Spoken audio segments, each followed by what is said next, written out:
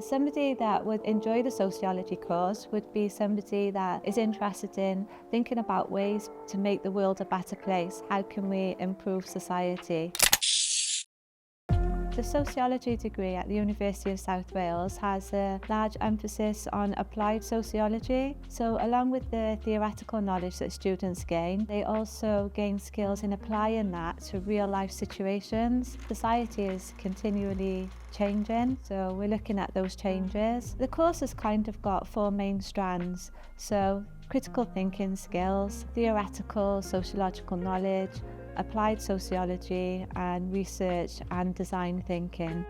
The degree gives the students the opportunity to discover more about themselves and to find out what motivates them. Some of our students have gone on to work within teaching and education, charity organisations, within local governments. So there's really a wide range of jobs that sociology is applicable to.